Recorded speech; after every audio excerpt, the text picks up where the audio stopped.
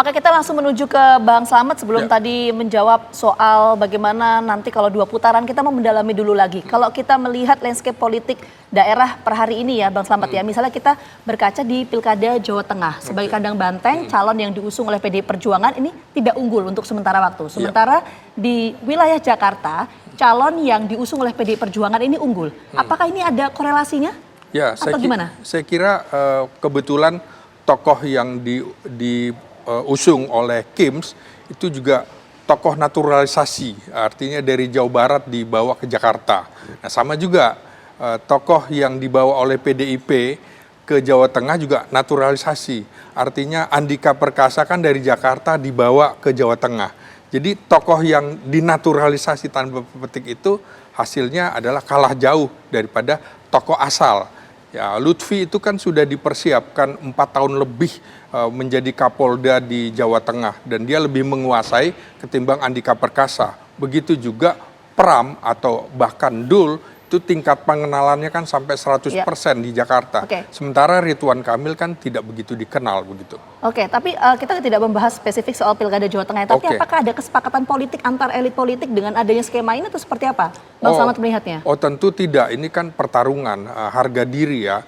Kalau PDIP mungkin merasa bahwa dia tidak akan mampu memenangkan peperangan dalam secara keseluruhan terutama di Pulau Jawa karena itu konsentrasinya terutama di Jakarta dan Jawa Tengah. Dan pertempuran itu dia menangkan di Jakarta. Tapi pertempuran di Jawa Tengah itu kalah. Itu sesungguhnya sudah diperkirakan seperti itu. Baik, saya ingin ke Mas Haji. Mas Haji ini kan menarik. Ridwan Kamil Suswono didukung oleh 15 partai politik. Kemudian Pram dan Bang Dul ini hanya didukung oleh 2 partai politik. Ini kenapa kok bisa yang 15 partai politik suaranya kalah cukup signifikan gitu ya? Artinya ada selisih 10% suara di situ. Apakah mesin partai ini tidak bekerja? Ya, secara umum memang faktor pemilu langsung pengaruh tokoh lebih penting dari mesin partai.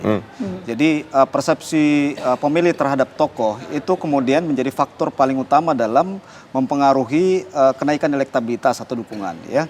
Jadi itu faktor pertama. Yang kedua adalah kalau kita melihat spesifik kasus DKI, kurang lebih sebulan lalu memang kita sudah mendeteksi ya bahwa efektivitas mesin partai di DKI itu tidak terlalu optimal, khususnya di koalisi RK Susono ya, karena beberapa konstituen pemilih atau pendukung RK Susono misalnya PKB, kemudian konstituennya Nasdem ya, itu banyak yang justru memilih pasangan Pram Rano ya. Jadi memang hal ini menunjukkan bahwa walaupun didukung oleh mayoritas koalisi partai dengan jumlah yang begitu banyak, secara kalkulasi matematis sebetulnya harusnya ini menang telak ya, karena jumlah ini gabungan dari partai-partai yang 2 partai pemenang pemilu di DKI ya, ada PKS dan Gerindra ya, sementara PDIP adalah koalisi kecil yang mengusung Pram Rano. Jadi dengan mesin partai yang begitu besar, mereka tidak mampu untuk bisa melakukan konsolidasi yang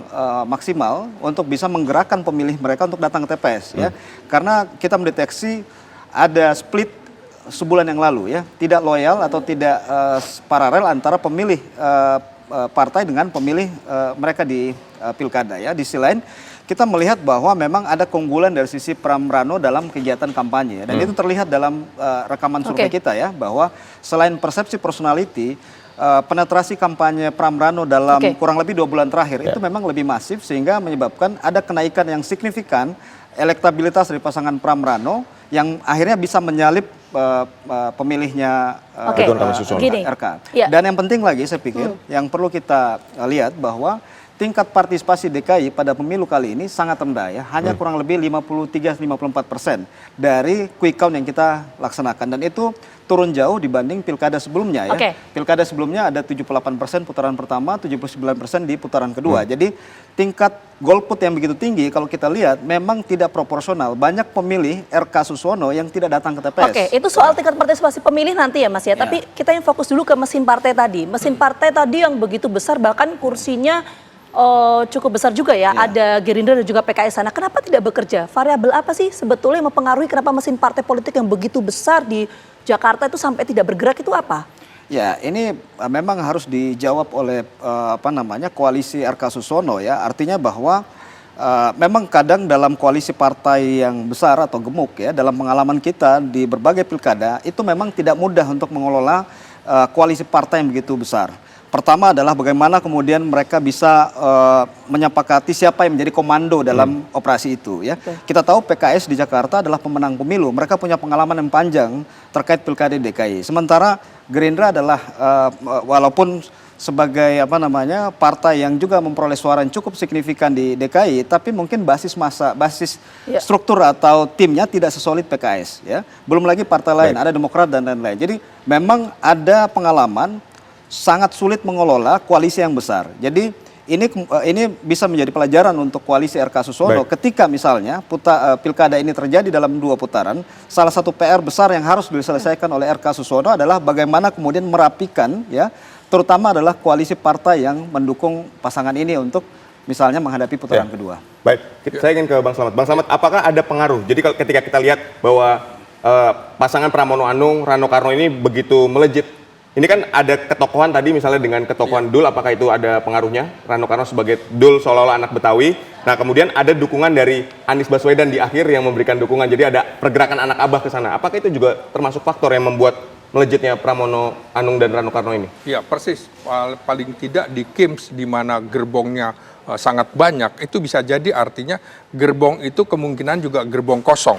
Kenapa? Karena kalau kita lihat figurnya, Ridwan Kamil itu representasi Golkar, kemudian Suswono representasi PKS. Nah, partai-partai lain tentu saja berpikir untuk apa saya mendukung full 2 tokoh yang bukan dari partainya. Sementara di pilkada serentak ini dia akan konsentrasi di mana kader partainya tampil di sejumlah daerah. Jadi akan konsentrasi seperti itu. Nah, di sisi lain menurut saya PKS kalau kita lihat dari hasil survei itu tidak solid.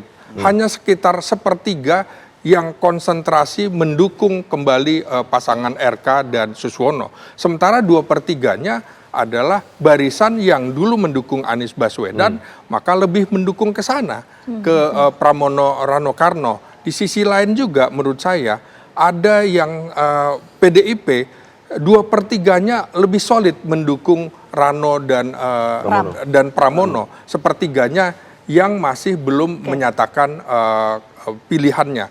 Nah, tokoh di Jakarta menurut saya Anies Baswedan memperoleh 41,1% pada Pilpres. Dan Prabowo juga begitu, 41,6%.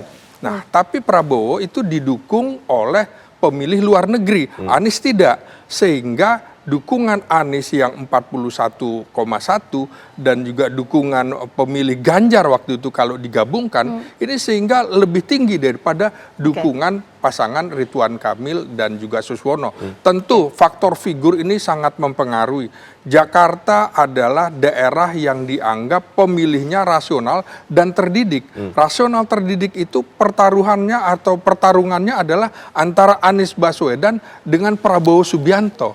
Nah, Prabowo Subianto itu kan tidak bisa secara eksplisit mendukung dan itu juga hanya terakhir. Sementara Anies Baswedan sudah membuat deklarasi dengan anak abahnya relawan menjaga TPS dan lain-lain. Belum lagi ada faktor Ahok yang dimana ini tokoh populer juga yang kemudian berdua ini bergabung. Ini politik unik yang dulunya berseberangan kemudian bergabung. Inilah tokoh-tokoh di balik Pramono dan Rano bisa suaranya cukup kuat begitu. Variabel mempengaruhi. Sekali lagi kita nanti tunggu bagaimana hasil real count dari KPU. Sekali lagi terima kasih banyak Bang Slamet dan juga Mas Aji atas waktunya sudah bergabung sama kami. Sehat selalu.